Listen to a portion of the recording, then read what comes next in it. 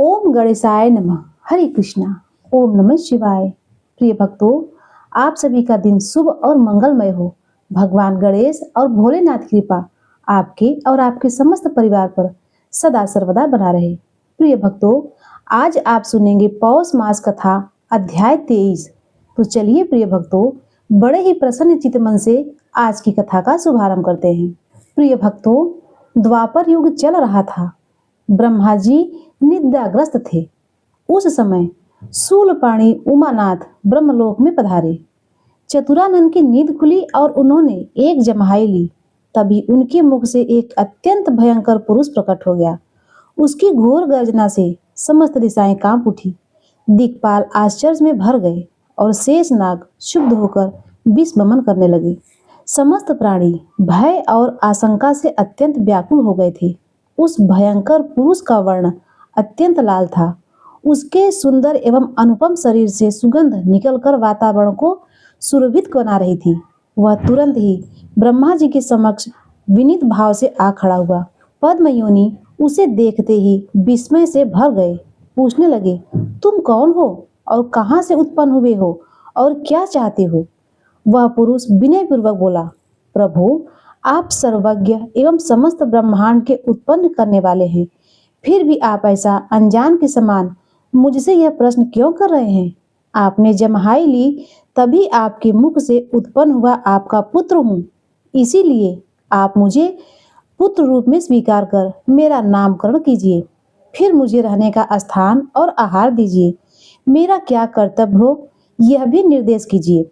ब्रह्मा जी उसके सौंदर्य और विनीत भाव पर मुग्ध एवं प्रसन्न थे।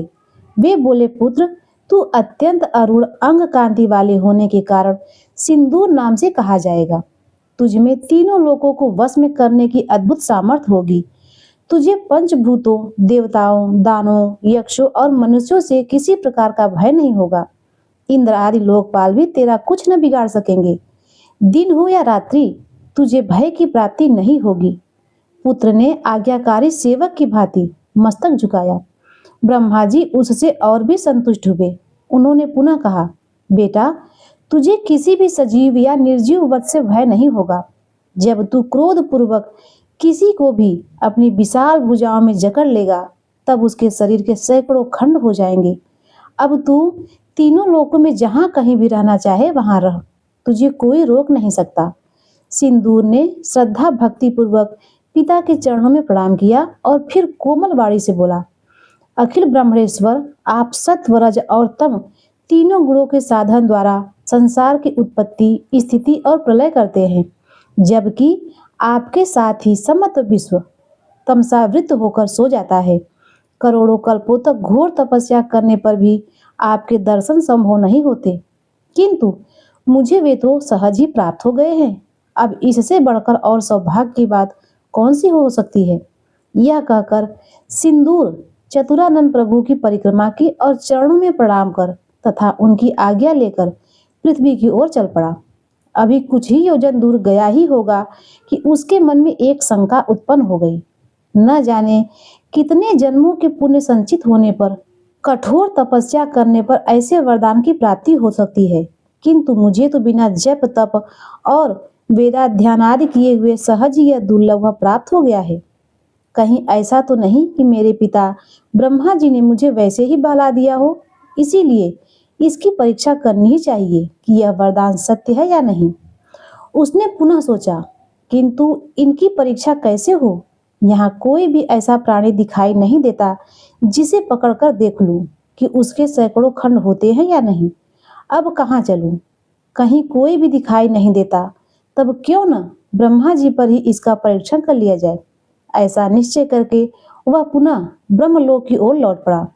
उसने ब्रह्मा जी के पास जाकर घोर गर्जना किया और अपनी भुजाओं को तोलने लगा। पद्मयोनि उसके हाव भाव देखते ही मन की बात ताड़ गए। इसीलिए भय के कारण दूर जाकर बोले, कहो पुत्र, लौट कैसे आए हो? सिंदूर ने कहा, पिताजी, मैं आपके वरदान की परीक्षा करना चाहता हूँ। जब मुझे कहीं भी कोई दिखाई नहीं दिया तो यहाँ आना ही उचित समझा। ब्रह्मा जी ने दूर से ही कहा, पुत्र, मैंने तेरी सुंदरता देखकर ही मोहवश होकर तुझे यह वरदान दिया था।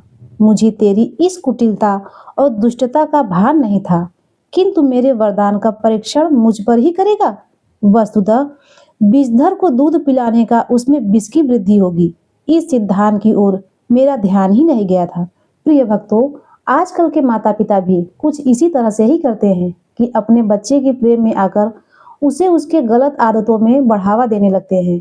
ये नहीं सोचते कि आगे चलकर इसका क्या परिणाम होगा। पहले अपने बच्चों को अच्छे संस्कार दीजिए, उसके बाद उसे जो मांगे वो उसे परिश्रम करने के बाद ही मिले तो ज्यादा अच्छा होता है। सिंदूर भी न माना। वह ब्रह्मा जी की ओर बढ़ने लगा तो वो पीठ से हटते हुए बोले, अरे मूढ़, अब तू असुर भाव को प्राप्त होगा और तुझे मारने के लिए गजानन भगवान अवतार लेंगे। साफ सुनकर अट्ठास करता हुआ सिंदूर चतुर्मुख की ओर झटका।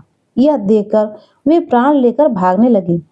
पीछे पीछे असुर भी दौड़ता पड़ा। यद्यपि ब्रह्मा जी की अपेक्षा दुर्बल थे तो भी प्राण के मोह से वेग पूर्वक भाग रहे थे। भागते भागते वे पसीने से लथपथ हो गए, किंतु असुर ने उनका पीछा न छोड़ा। चतुरानन भागकर बैकुंठ धाम जा पहुंचे। वहां कुछ श्रम हल्का करने के लिए रुके ही थे कि असुर आता दिखाई दिया। वे वेग से दौड़कर भगवान विष्णु के पास जा पहुंचे। रमानाथ ने उनका उद्वेग देखकर तुरंत अपने पास बैठाया और पूछने लगे, विधाता, आप इतने डरे हुए क्यों हैं? आपकी देह भी स्वेद से भीग रही है, लगता है वेग से भागकर आए हो। ब्रह्मा जी बोले, प्रभु, मुझे निद्रा आ गई थी, तभी पार्वती पति पधारे। मैं निद्रा से उठा तो जमहाई में आ गया और मेरे मुख से लाल वर्ण का एक सुंदर महाकाय बालक उत्पन्न हो गया। उसने मुझसे नाम रखने और रहने का स्थान बताने की प्रार्थना की, तो मैंने उसका नाम सिंदूर रखा और रहने के लिए तीनों लोकों में इच्छित स्थान पर रहने को कह दिया। किंतु उसके सौंदर्य एवं पुत्र स्नेह से भ्रमित होकर मैंने उसे यह वर दे दिया कि तू त्रैलोक्य विजयी होगा और तू जिसे भी पकड़कर जकड़ लेगा वह भी चूर चूर हो जाएगा। अब वह दुरात्मा उस वरदान का परीक्षण मुझ पर ही करने पर उतारू है। हे दया सिंधु, उस दुष्ट से मेरी रक्षा कीजिए। भगवान विष्णु बोले, वाह, आपने भी कैसा सुंदर वर दे दिया। उसे बिना विचार किए हुए वर प्रदान का यही दुष्परिणाम हो सकता था। आपका पुत्र मोह आपको ही तीनों लोगों को यातनाग्रस्त करा देगा। दोनों में इस प्रकार वार्तालाप चल ही रहा था कि दौड़ता हुआ सिंदूर भी वहीं आ गया और ब्रह्मा जी पर झपटता हुआ बोला, क्यों यहाँ आकर छिप रहे हो? परंतु मैं तुम्हें कहीं भी छोड़ने वाला नहीं हूँ। आओ, चुपचाप मेरी पकड़ में आ जाओ। बचाओ प्रभु, बचाओ, कहते हुए ब्रह्मा जी भगवान विष्णु के पीछे की ओर होने लगे। तभी भगवान ने उसे समझाया, पुत्र, तू अत्यंत बलवान और चतुरानन अल्प बल है, इसीलिए इनसे युद्ध करने में तुम्हें सुयश ही मिलेगा, वरन इनका अनिष्ट होने पर तुम्हें अपकीर्ति ही प्राप्त होगी। इसीलिए इन्हें छोड़कर किसी अन्य से युद्ध करो। सिंदूर बोला, मुझे तो अपने वरदान का परीक्षण करना है, यह हो या कोई वीर हो। यदि यह नहीं लड़ते तो तुम ही आकर युद्ध करो। यह कहकर वह विष्णु की ओर बढ़ा, किंतु वे तो परम नीति निपुण थे। उसे भ्रमित करते हुए बोले, पुत्र, मैं तो केवल सद्गुण संपन्न हूँ, इसीलिए लोकपाल ही में ही लगा रहता हूँ। विष्णु जी मुस्कुराते हुए कहा, कैलाश पर्वत पर शिव जी निवास करते हैं। उन्होंने अपने दृष्टिपात्र मात्र से कामदेव को भस्म कर दिया था। बहुत से असुर उनके हाथ से मारे गए हैं।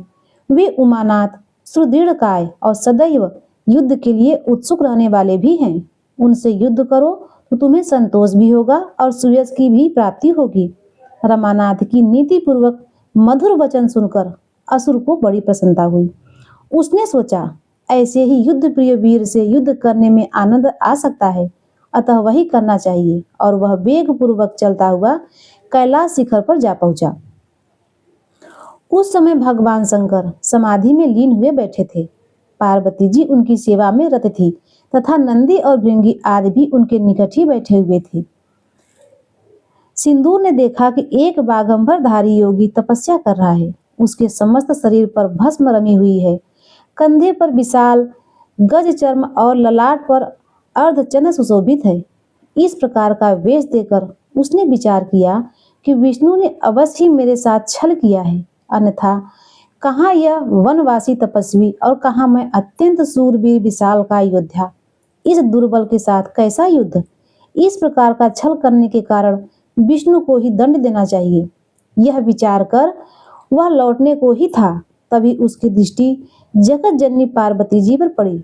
उनके अलौकिक रूप को देखता ही रह गया। फिर उसने सोचा, खाली हाथ ही भी क्यों लौटूं, इस सुंदरी को ही क्यों न उठा ले चलूं। ऐसा विचार कर वह जगत जननी की ओर बढ़ा।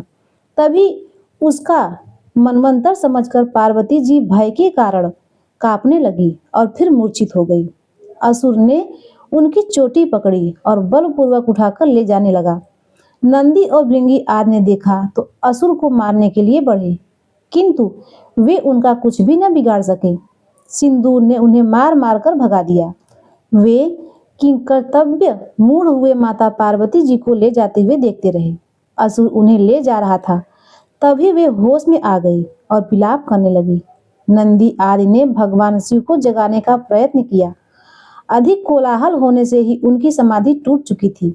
उन्होंने नंदी से प्रश्न किया कि यह कोलाहल कैसा है, तो उन्होंने असुर द्वारा पार्वती जी को हरण कर ले जाने की बात बताई। शिव जी ने पार्वती हरण होता हुआ सुना तो क्रोधित हो उठे। उन्होंने 10 भुजी वेश धारण कर अपनी सभी भुजाओं में त्रिशूल आदि दिव्य अस्त्र धारण किए और वृषभ पर सवार होकर जिधर असुर गया था उधर बड़ी तेजी से दौड़ पड़े। कुछ ही देर में उन्होंने उसे पकड़ लिया और पुकारते हुए बोला, अरे दुष्ट, मेरी प्रिया को कहाँ लिए जा रहा है? ठहर जा, नहीं तो तुझे दुष्परिणाम भोगना पड़ेगा इसका। उसने फिर पीछे देखा तो अट्टहास करता हुआ बोला, अरे मूर्ख तापस, क्या मच्छर की तरह भिनभिना रहा है? मेरे श्वास प्रश्वास से ही सुमेरु पर्वत कांप उठते हैं और फिर तू भला क्या वस्तु है? जा, अगर प्राण रक्षा चाहता है तो तुरंत यहाँ से चला जा और किसी अन्य स्त्री से विवाह कर ले, क्योंकि अब यह स्त्री तो मुझे ही मिलेगी। नहीं या फिर हिम्मत है तो आकर सामने से युद्ध कर। शिव जी भी क्रोध पूर्वक उसकी ओर बढ़े, कहने लगे, मुझ महाकाल से लड़ना चाहता है तो लड़ ले, तब तुझे शीघ्र ही पता चल जाएगा कि दुष्कर्म का क्या फल होता है। इस प्रकार दोनों के बीच द्वंद्व युद्ध आरंभ हुआ, किंतु माता पार्वती ने असुर की प्रबलता समझ ली थी, इसीलिए उन्होंने मयूरेश्वर का ध्यान किया। इस कारण एक अत्यंत तेजस्वी ब्राह्मण के रूप में वे प्रकट भी हो गए और अपने पास के स्पर्श से महासुर को पीछे हटाते हुए बोले, असुर राज, माता पार्वती जी को मेरे पास छोड़कर शिव जी से युद्ध करो, फिर जो जीतेगा वही माता पार्वती को पालेगा। असुर ने उनकी बात मान ली और जगत जननी को उनके पास छोड़कर शिव जी से युद्ध करने लगा। वह जब जब शिव जी को अपने भुजा पास में लेने का प्रयास करता, तब तब मयूरेश अदृश्य रूप से अपने पास का उसके वक्ष स्थल पर प्रहार कर देते। इसीलिए वह उस समय अत्यंत व्याकुल हो उठता और उन्हें भुजा पास में नहीं पा पाता था। इस प्रकार बहुत बार के प्रयास से असुर की शक्ति का अत्यंत क्षय कर दिया और वह कमजोर होता गया। तभी भगवान ने उसके वक्ष स्थल पर त्रिशूल का बड़ी तेजी से प्रहार कर दिया, जिसे वह सह नहीं पाया और धरती पर गिर पड़ा। मयूरेश्वर ने उसकी पराजय घोषित करते हुए कहा कि असुरेश्वर, तुम युद्ध में शिव जी को नहीं हरा सके, इसीलिए माता पार्वती को प्राप्त करने के लिए वही अधिकारी है। तुम तुरंत उन्हें छोड़कर यहाँ से भाग जाओ, नहीं तो महाकाल शिव तुम्हारा वध कर डालेंगे। सिंदूर ने भी अपनी पराजय स्वीकार कर ली। इस समय उसमें अधिक युद्ध करने की शक्ति भी नहीं बची थी, इसीलिए पार्वती जी को वहीं छोड़कर वह तुरंत पृथ्वी लोक के लिए चल पड़ा। तब पार्वती जी ने चैन की सांस ली और ब्राह्मण वेशधारी मयूर के प्रति कृतज्ञता प्रकट करती हुई बोली, विप्रवर, असुर के हाथ से मेरी रक्षा आपकी कृपा से हुई है। मैं आपकी इस कृपा के प्रतिदान में समर्थ नहीं हूँ, किंतु आप मुझे अपना परिचय देने का कष्ट कीजिए। विप्रधारी मयूरेश कहने लगे, माता, मैंने क्या किया है? असुर की पराजय तो भगवान शंकर के द्वारा हुई है। मैंने धर्म संगत निर्णय मात्र ही किया है। जो कुछ भी हो, पार्वती जी कहने लगी, बिना आपकी कृपा से छुटकारे की कोई संभावना ही नहीं थी, इसीलिए इस समय तो आप मुझे प्राणों से भी अधिक प्रिय लग रहे हैं। आप कौन हैं, यह बताने की कृपा कीजिए। पार्वती जी की प्रार्थना पर भगवान मयूरेश ने फिर अपना रूप प्रकट किया। वही रूप, लावण्य, वही गतिविधि, वही श्रृंगार, वैसे ही दिव्याभरण जो त्रेता युग में उत्पन्न हुए गणेश मयूरेश्वर थे। पार्वती जी उनकी मंद मंद मुस्कान पर न्यौछावर हो गई। बोली, गणेश देवादिदेव, आपने आकर मेरी रक्षा की है। मयूरेश कहने लगे, माता आश्चर्य मत करो, मैं पुत्र रूप में सदैव आपके पास ही हूँ। त्रेता युग में स्वधाम गमन के समय आपने पुनः दर्शन की इच्छा प्रकट की और मैंने द्वापर में दर्शन देना स्वीकार कर लिया था। इसीलिए मैं इसी सिंदूरासुर को मारने के लिए आपके पुत्र रूप में पुनः अवतार लूंगा। उस समय गजानन नाम से मेरी प्रसिद्धि होगी। ऐसा कहकर मयूरसिर वहीं अंतर ध्यान हो गए। माता पार्वती उनके वियोग का दुख सहन न करने के कारण मूर्छित होने लगी तो शिव जी ने उन्हें संभालते हुए कहा, प्रिय सावधान हो, मयूरेश तो सदैव तुम्हारे साथ हैं। अपने हृदय में उनका दर्शन करो, उनका कथन कभी झूठ नहीं हो सकता। तब शिव जी के वचनों से पार्वती जी को शांति हुई और वे उनकी आज्ञा से वृषभ पर सवार होकर उनके साथ कैलाश के लिए चल दी। वह मार्ग पार करने में उन्हें ज्यादा देर नहीं लगी। अब समाचार मिलने पर शिवगण मयूरेश का आभार मानने और उनकी जय जयकार करने लगे। कैलाश से चलकर इधर असुर पृथ्वी लोक में गर्जना करता हुआ घूमने लगा। उसकी गर्जना से पृथ्वी कांपने लगी। पर्वत शिखर और वृक्ष धराशायी होते और भयभीत पशु और पक्षी इधर उधर भागते फिरते थे। आसुरी प्रकृति के मनुष्यों ने भी सिंदूर को अत्यंत बलवान जानकर उनका सेवक होना स्वीकार कर लिया। इस प्रकार से मनुष्यों का जमघट बढ़ने लगा। वे उसका आदर करते और आज्ञा पालन में सदैव तत्पर रहा करते थे। धीरे धीरे उसके अनुयायियों, साथियों, मित्रों की संख्या बढ़ती गई। अनेक प्रकार के शस्त्र एकत्र होने लगे। हाथी, घोड़े, रथ और पैदल सेनाएं एकत्र होने लगी। इस प्रकार उसकी शक्ति दिनों पर दिन बढ़ती जा रही थी। अब उसने दिग्विजय का निश्चय किया। आक्रमणों को श्रृंखला चल पड़ी। जिस राज्य पर चढ़ाई की वही उसके अधीन हो गया।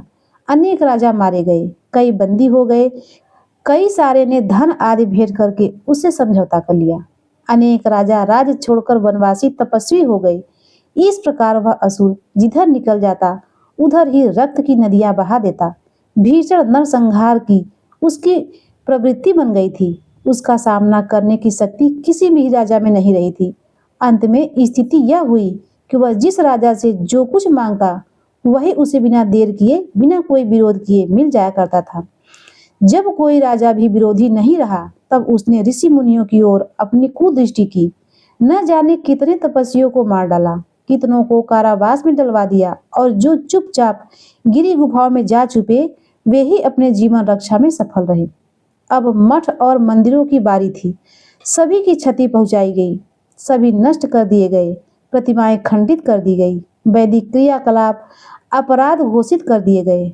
स्वाहा स्वधा व खटकार के स्वरों का लोप हो गया और चारों ओर केवल हाहाकार सुनाई देने लगा। समस्त पृथ्वी पर केवल उसका ही अधिकार था।